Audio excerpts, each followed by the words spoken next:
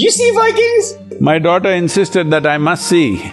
There might be a risk that governments will see this as a potential cop-out to deal with the carbon emissions. Sadhguru, this initiative that I've been looking at what you're doing is really incredible. What has blown my mind about what you're doing, it's something I had never even heard of before. This Save Soil movement can not only be an ecological movement, but also it's a way of creating a more inclusive humanity. It's time from lab we once again come back to the land, because it's on the land that life happens. Wow. Wow. You've blown my mind yet again. The highest number of suicides in America of all the professions, it is the farmers. That is devastating.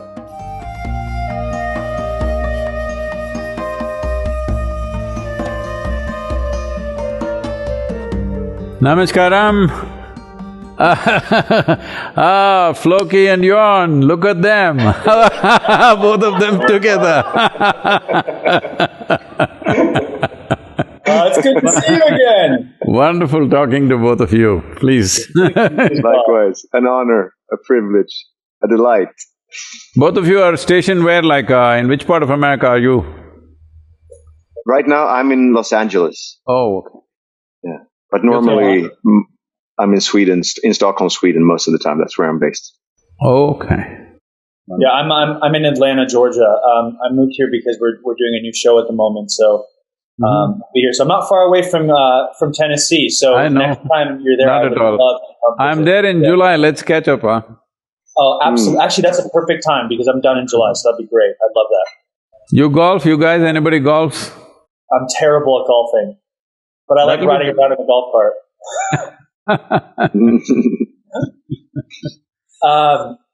This Sadhguru, this initiative that I've been looking at what you're doing is really incredible. I'm so happy you finally get to meet one of my best friends, Gustav, because he is I would say even more passionate about this than I am. Simply, and I'm very passionate about the environment. It's just that he's just taken the initiative to really educate himself on everything he's doing. And we're both so fascinated about what you're doing, and we'd love to learn more about everything. That's wonderful, Gustav, and it's great that young people like you are concerned about this, because as a generation, if we don't do the right things now, we will live a life of regret. Yeah, that's the way I look at it as well. We can't be ignorant to the information that we're getting. What has blown my mind about what you're doing, just because I want to share this with as many people as we can. It's something I had never even heard of before, which was soil being an issue. That's something I think that's not talked about at all, and I would love to know in what ways we can help spread the word and how people can take the initiative to support this. See, what I see is in the last 8 months, I've been talking to various world leaders, people who are in the environmental work, many scientists across the world, top scientists in the world. And as I speak to them, what I see is every one of them knows what is the problem. And every one of them knows this needs to happen now. It's very important that this time it needs to happen. But I think everybody was waiting for one idiot who is willing to bell the cat, and here I am.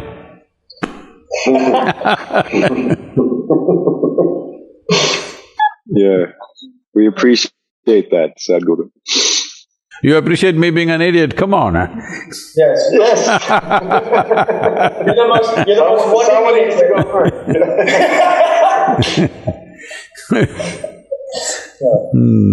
No, but I join you in the idiocy. Definitely. So somewhere in Europe, maybe on the ride you can catch up with me. Yeah, I hope so. Yeah, definitely. So tell us a little bit about the ride. Well, it's starting on 21st of March, so it's just another 24 days away from today. And we are riding through Europe, going to Holland, then to Berlin, and down south to Praha, Warsaw, and down south further to Slovakia, Rome, Geneva, Paris, and again looping through Bonn because that's a UNCCD capital. We are partnering with UNCCD or the UN agency to combat desertification. We are partners with them. So we spend a day or two with them and then go further. See, this is one thing when it comes to soil, this is one thing that all of us are connected to. In nationalities we may be different, in race we may be different, in religion we may be different, ethnicities may be different, so many differences. But soil is one thing that all of us are connected to. I want to use this soil not only as an ecological movement but also as a way to connect people. There is a common ground for all of us. Well, there are so many differences, there is so much emotion, there is so much anger, there is so much everything everywhere, but at least the things that we hold as common factors, I think we need to highlight that in a big way. I feel this Save Soil movement can not only be an ecological movement, but also it's a way of creating a more inclusive humanity because everybody can connect to the soil. Nationalities are made up by us, race and religions are made up by us, okay? As if we are something very different, but all of us come from the same soil. So I would like to use the soil message as a way of creating a more inclusive humanity, which has always been our work, fundamentally, you know. Yeah, that's lovely. And is it possible to then also draw the connection between soil and earth, which are synonymous? And that the extension of this is also that we are all one species on one planet, which is the same. It's also a… So whether you use the word soil or earth, it's not different. In most languages, it's a common word, soil and earth. Right. So… and so earth is also the planet. It's also our home. So it extends even to that global consciousness, doesn't it? Yes, they cannot be separated. It is very obvious, yeah. Sadhguru, for those who aren't as aware of soil's connection to climate change, or what they can be doing to further educate themselves on this, or to help in any way, could you speak a bit to that? Yes, see, everybody is talking about climate change. That narrative has picked up. It's a very good thing that's happened in the last 10-15 years' time. But one needs to understand a healthy soil is one of the best carbon sinks in the world. It is the best, actually. It is even better than the ocean if you take in terms of square feet or square meters. Because the ocean has 2/3 of the surface, ocean is a bigger sink. But in terms of square footage, if you take a piece of ocean and a piece of land, the land or the soil is a much better carbon sink than even ocean surface. But at the same time, unhealthy soil, plowed and exposed soil, is a source of emission of both carbon dioxide and methane above all, which heats up the atmosphere almost 80 times more than carbon dioxide. So, the same thing can work as a carbon sink, as a way of capturing the carbon, or the same thing can exude, gases which will enhance the climate change or global warming. And the cropland and the desert lands have the lowest level of carbon in education per hectare, Croplands and desert lands have the lowest carbon in their vegetation. Any other place if you to watershed areas or forests, the level of carbon in that vegetation and in the soil is very, very high. But these lands have the lowest. Deserts are it's another reality. We can't really go and fix the desert tomorrow morning. But the significance of agricultural land or croplands is, this is the only piece of land on the planet which amounts to 70% of the land on the planet, is that land which is every day tended to by human beings. The land that we are tending to, if you cannot transform, how are you going to go and transform the desert or the ocean or even the rainforest? How are you going to do anything about it? This is a land where every day there's a human hand on it. This is the land we should first turn it around.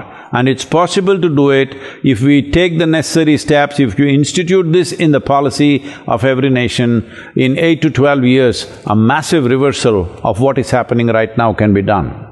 Wow. What are some of those steps that would have to be implemented?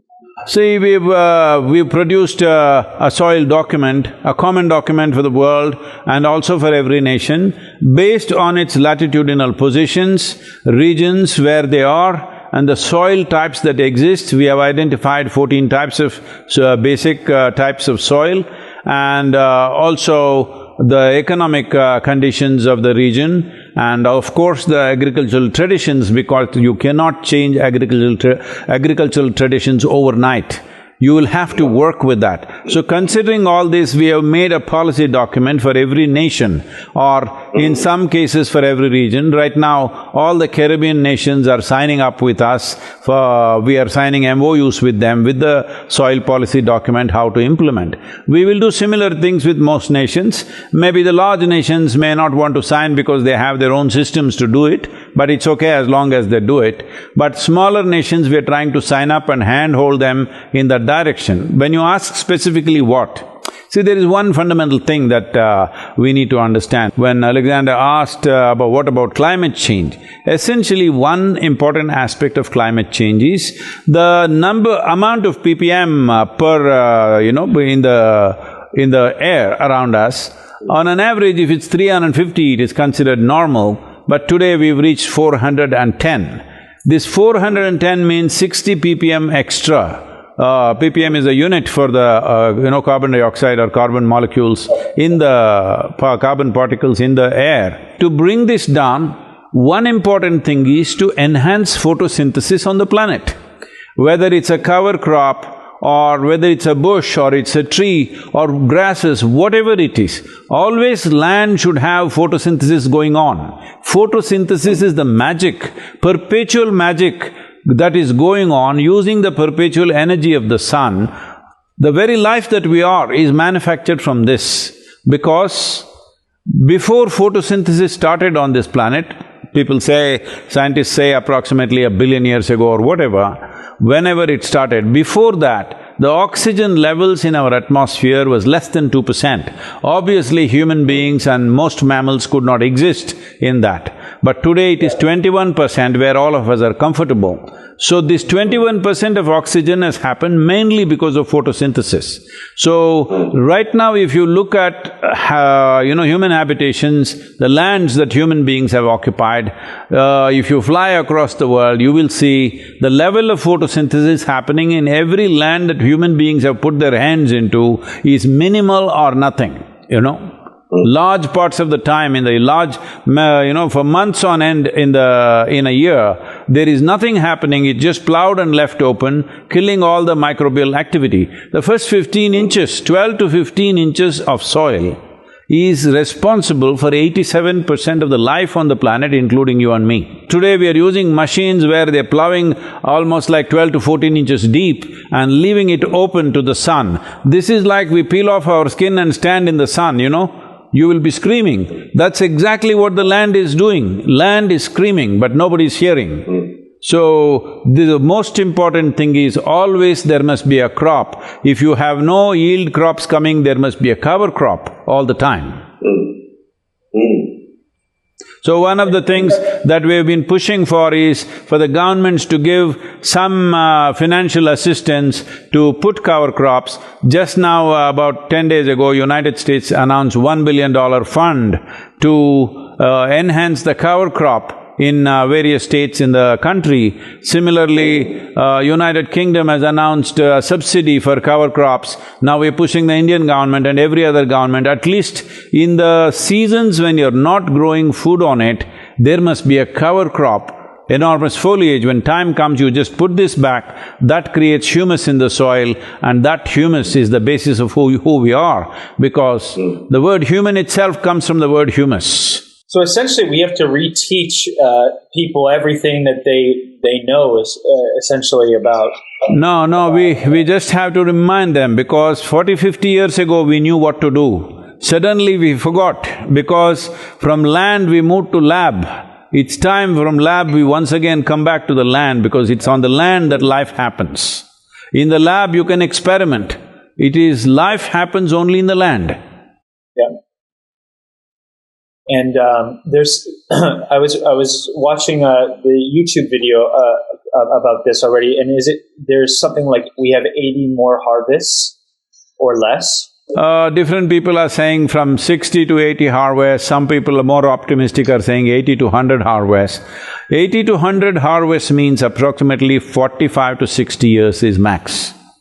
But every responsible scientist is clearly pointing out, by 2045, we'll be producing 40% less food, but our population will be over 9 billion. That's not a world we want to live in. No. That's not a world where we want to leave our children and go. No. But this can be turned around. We are in a cusp of time right now. If we act now, in the next 10 to 15 years or maximum 20 years, we can make a significant turnaround in the soil quality and in turn, all the other aspects related to it. But if we'll say, let us say we let it go for another 30 to 40 years, because the loss of biodiversity per year on an average is around 27,000 species. I'll repeat that. 27,000 species, not organisms. That many species of microorganisms are going extinct. So if you let this roll for another 30 to 40 years, we will come to a place where if we do everything possible to turn it around, it will take 150 to 200 years. That's a disaster. Wow. For Sadhguru, first of all, thank you for taking this on. This can't be easy for you to do video after video, trip after trip, educating all these people on this, and it's incredible what you're doing. For everyday people like Gustav and I, what can we be doing as individuals to help? See, right now, everybody wants to get their hands in the earth right now because they're inspired by a video or something. That is not what we need. First thing we need to understand is, we should stop doing things for our satisfaction and do something that is a solution. We are interested in a solution, not doing something for my personal satisfaction. This is an important step everybody must take. So if we want a solution, it has to be enshrined in the policy of every nation. Why should it be enshrined in every policy of every nation? See, right now, if you have 100 acres of land, you're doing a great job with the soil, you're taking very good care about it. But what is the guarantee that the next generation will do that? They may turn it into a desert. That's what we have done. In 1 or 2 generations, we've done that, right? So, it has to get instituted in the policy. If you want to understand what I'm saying, see, for example, if you see the cities right now, in every city there is a building law. If you have 10,000 square feet of land, you can't build 10,000 square feet of building. You can build 6,000–7,000, you have to allow space for yourself and your neighbor. But just go to the old cities and see. Wherever there are really old cities, you will see there is no concept of a window. They've all just built side by side, attached to each other. Just one door to enter, one door to get out. So that is simply because there was no law. Today, you can have 100 acres of land, you can plow every inch of it, turn it into a desert in the next 10 years, nobody to ask you, why are you doing this? We must understand, soil is not our property. Soil is not our property. It has come to us from previous generations. It's very important we hand it over to future generations in its living condition, as a living soil, not as dead material.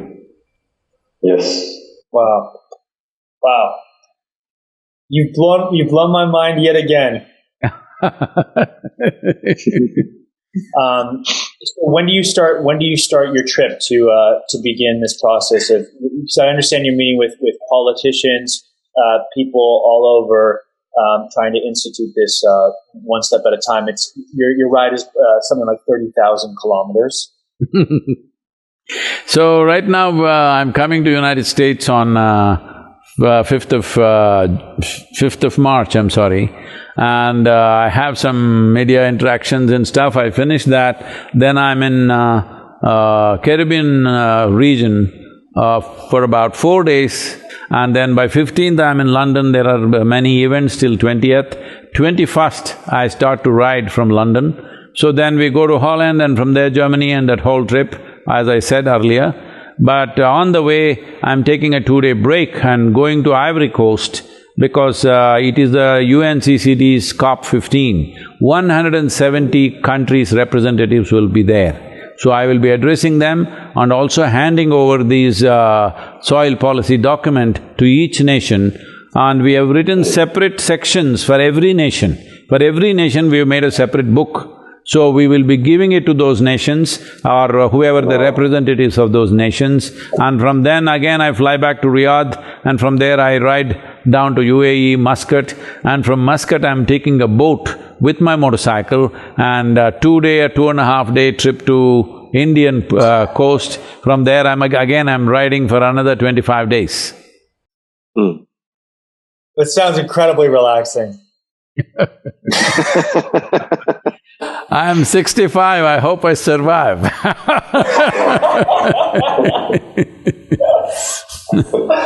I thought before I'm too old and no good for anything, I must do this, because as a generation, if we don't do this, this is not going to be good. I'm not a doomsayer, but I'm saying we are in a situation where if we act now, we can turn this around. This is our challenge, this is our responsibility, and this is also our privilege, that we have the opportunity to turn around such a massive irregularity that we have created in the carbon chain. See, when you utter the word carbon today, a whole lot of people who are just reading textbooks, if you say carbon, they think it's some kind of poison, because they think carbon monoxide, carbon dioxide, whatever.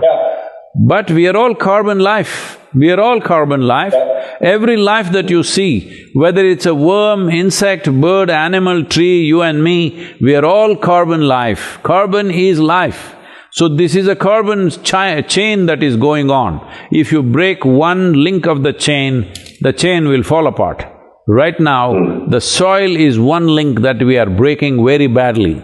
If you break this, the life chain that is going on right now could be broken or at least seriously damaged. So what about our dependence on fossil fuels? Because that is also a way of breaking the chain, isn't it? That we're taking carbon that has been stored in concentrated form in the ground for millennia, and we take that and we combust that and bring it out into the atmosphere, and that enhances tremendously and disrupts this whole cycle, doesn't it? It definitely does. Not that it is not there, it is very much there. But right now, the way we have structured the world, we can't stop that tomorrow morning, all right? It will take time. People can talk as much as they want. It may take another 30 to 50 years before we make a significant turnaround in that area.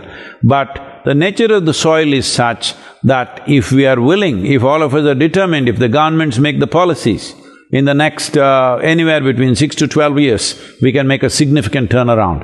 And soil accounts for 40% of the climate change. It's really fascinating to me, I think, when I start thinking about, initiatives like this. And, one thing I've always loved about you, Sadhguru, is you're very optimistic but solution-based. And I think that, because you're not a doomsayer, but I also think that it's important for people to realize the importance of educating themselves and the responsibility they have to do that. Because just because we say that we can turn it around in 16 years doesn't mean that it will be if we do nothing about it. And I think that's something that I'm learning along the way, just from speaking to you and actually speaking to Gustav as well, and doing my own research, is just like how important it is for my generation and the younger generations to take it upon themselves as a moral obligation to our planet to educate themselves as best they can on these scenarios. It's very important, but right now, the most important thing is, see, whether it is going to happen in the next 8–10 years or not is still a question mark. I'm not denying that. But if it gets instituted in the policy now, see, as a part of this, what we have done is, we have written to all the heads of state, the letters are in the process of being delivered, and we have written to 730 political parties on the planet. Because we are telling them, in your election manifestos, you must make soil and ecology an important part of your election manifesto, depending on your nation, your economic condition, whatever, but you must do this. Why this is so easy? See, once it gets instituted in the policy of a nation, if they have money, they may start tomorrow. If they don't have money, they may do it slowly. If they're lazy, they will do it after 5 years. But it is bound to happen once it's in the policy. If it's not in the policy, it will be ad hoc, something here and there will be done, but the real thing will not happen. Now I'm talking about, like there are building laws in a urban area, we need agricultural laws where if you own agricultural land, minimum 3 to 6% organic content must be there. Initially give them incentives, nudge them to do it. As things get worse, we have to make it mandatory. It's going to happen anyway, all right? When things get bad, when food production gets hit, it will happen. But the reverse that can happen is, as already some of the agencies, UN agencies are speaking about, is to bridge the food shortages that will inevitably come after 2030. They're talking about making GMO crops the only way to do cropping in most of the countries, because they want to bridge that food crisis. When there is no food, eat some damn food. That is the philosophy. I agree with them, when there is no food, you have to eat something, that's fine. But that bridge will last only for 20 to 25 years. After that, when we crash, that will be a real crash, that will be a very bad crash. So the more sensible thing will be to enrich the soil. We are not advocating any particular kind of farming. It is for the farmer to decide what kind of farming he wants to do.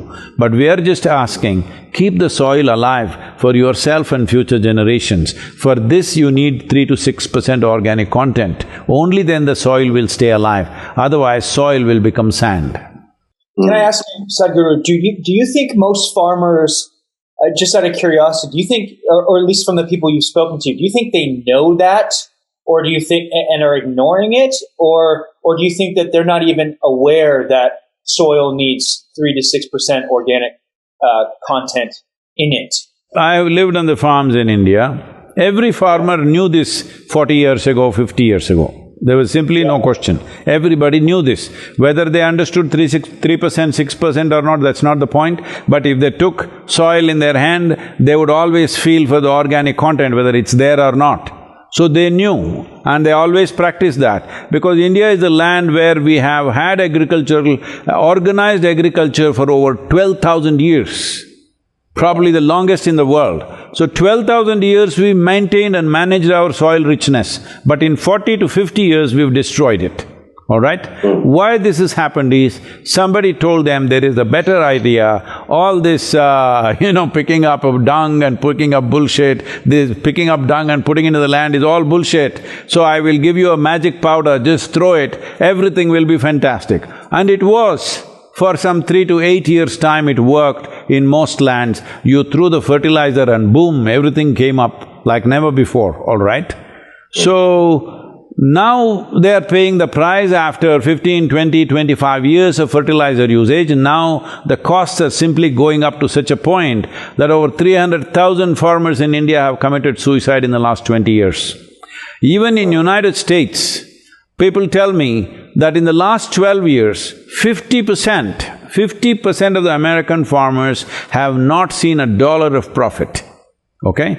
And the highest number of suicides in America, of all the professions, it is the farmers. That is devastating. So the farmer always knew, but now he's forgotten because somebody to sell whatever they want to sell has advised him. But at the same time, I'm not against fertilizer, I'm not against pesticide, I'm not against anything.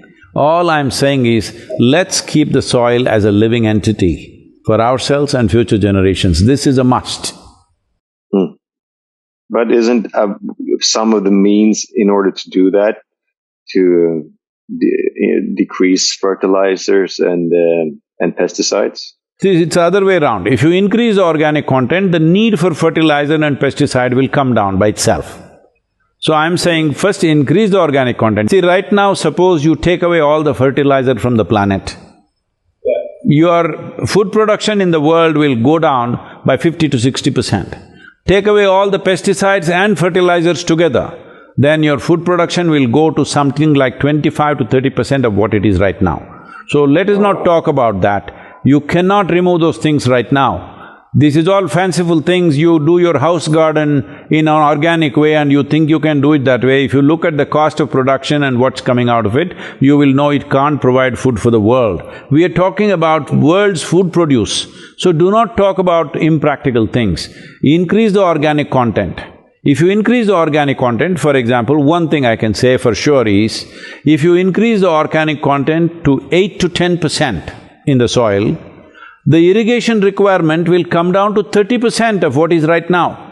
So 70% of the water you will save. If you raise the organic content to 12 to 15%, your irrigation requirement will come down to 10 to 15%. That means if you were using 100 liters of water, 15 liters of water will do the same job for you, because organically rich soil retains soil. If people don't understand what I'm saying, ask them to walk into a rich thick forest and just with your hands, not with any implement, with your hands, with your fingers, you just dig 3 inches, you will see it is damp. That's what a crop needs, moisture. So, organic content, when you say that, what are some examples of just organic things? You can't get it from the moon or Mars. There is only 2 sources of organic content, either, plant material or animal waste. These are the only 2 ways. You either need, a lot of plant material, that like cover crops and other things that you put back into the soil, or you need trees where you can use the leaves to fertilize the soil, or you need animal waste. There is simply no other way. Right now the problem is most farms don't have either trees or animals on them, agricultural farm. They have to bring their organic material, buy somewhere and bring it. It will not work. It will simply not work that way because the costs are too high. In the southern India, I've been running this campaign for over 24, 25 years now, that I went on campaigning for farmers to plant 10% of their land as trees.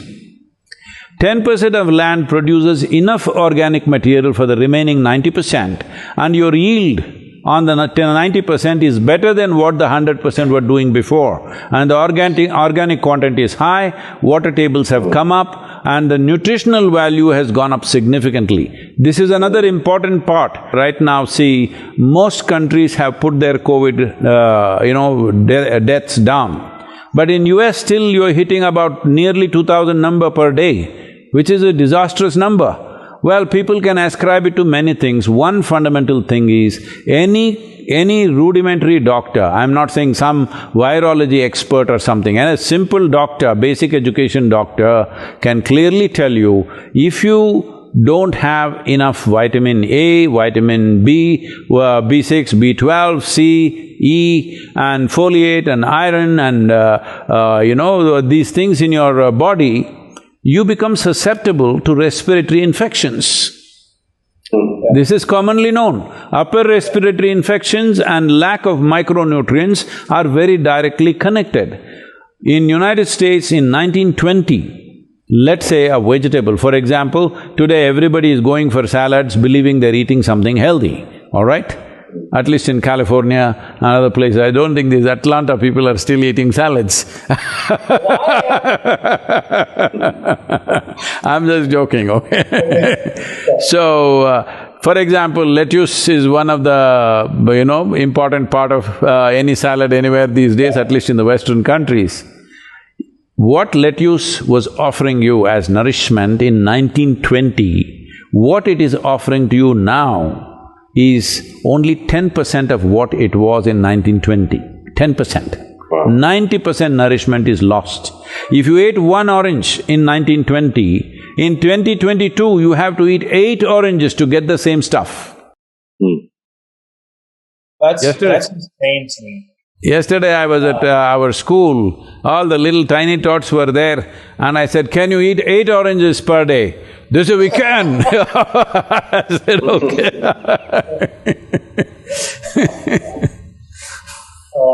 They're not giving it to us, we can eat 8 oranges per day, they're saying. That's wild. I've been reading a few books about the nutrition content in food nowadays compared to how it was, and it is just truly staggering. But Sadhguru, I know you are so busy, and I can't thank you enough for your time, and it's always such a pleasure to see you. Thank you, and yourself and all the others of your tribe. I'm not talking about the Vikings, I'm talking about all the actors. Humans. You know, people… Well, the boss of my tribe, my wife, is in the room over, so she says hello as well. So make sure from March 21st for 100 days, the whole world should talk about soil. This is what is important. It's not about supporting me, they don't have to support me. They must talk about soil. If they do this on the social media platforms, we'll aggregate these numbers. If we move 3.5 billion people, which amounts to 60% of the world's electorate on the planet, then we can move the governments, we can give confidence to the governments that they can invest in this direction. Right now the problem is people have not spoken. It's time the people speak. March 21st. Yes. For that month.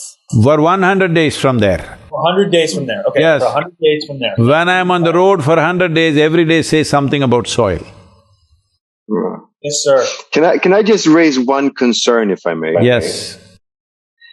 Do you feel like there might be a risk that governments will see this as a potential cop-out to deal with the carbon emissions? See, this is a concern that most activists have, and that is one reason why they have never brought soil into the picture. I was talking to environment ministers who have attended the COP26 in Glasgow, and they said, Sadhguru, what is the matter? We were there for one whole week, we did not hear the word soil. See, because you want to fix one industry, you leave a huge gap. In what way will enhancing the soil organic content will make oil companies, automobile companies escape that? Because that momentum has already happened. Most governments are committed, it's only a question of speed, all right? All governments in the world are already committed to changing or reducing their fossil fuel consumption in a big way. Everybody is committed to timelines. It is only a question of speed. But they're not acting on those timelines, though. No, that is… During the pandemic, they gave $370 billion in economical support to the fossil fuel industry. That is true, Gustav, that is true, but you need to understand the economic conditions of different nations. Because they can't just turn around like that, it's not possible for them to do it. So, there are many challenges, but everybody largely is committed to the direction of going free of fossil fuels in a certain amount of time. Speed is a question. What you're talking about is speed. So that speed, we must keep the pressure on them for speed, that we need not relax. Just because we enhance the organic content in the soil, we need not relax that. And the beautiful thing about soil is enhancing the carbon, organic carbon in the soil is, one thing is it's not against anybody, nobody will resist this. It's for everybody, and its costs are very, very low. It is just a commitment that is needed. But shifting from fossil fuel to something else, one thing is it's a question of technology. People are not sharing technology. They're advising everybody, but they're not sharing technology. They're advising everybody, they're not willing to compensate nations which are not able to do it in their period of time. They're not able to look at the per capita consumption of a given nation. We're talking standards which are not all right, okay? So naturally some nations will resist, but every nation right now is committed to move in the direction.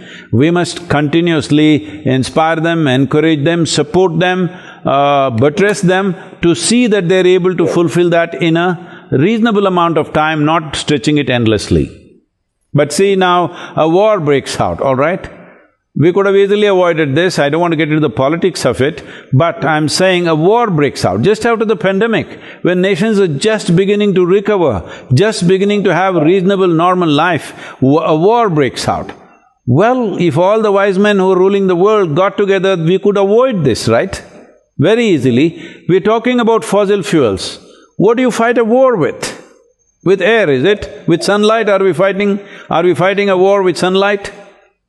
No, gas, oil, No. Yes. fossil fuel. Endless amount of that stuff, and worse kind of poisons we are throwing all over the place.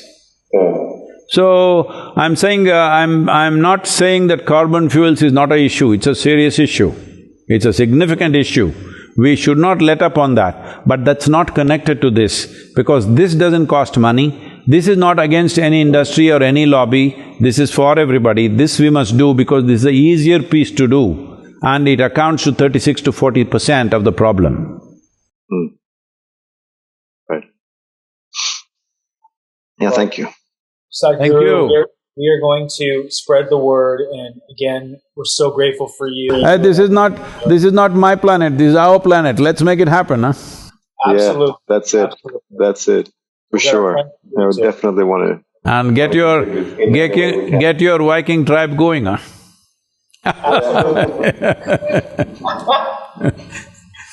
What other new work you're doing I have not seen, both of you. You see Vikings? I saw, because my daughter insisted that I must see. That's amazing, amazing. I've met Jon and Floki. I just have to meet Lothberg guy. Oh, Ragnar. Ragnar. Yeah, exactly. We'll bring them on next time. Thank you very much. So good to see you. Hope to meet you again, Sadhguru. Namaskaram. Namaskar. Namaskaram. See you later. Be safe.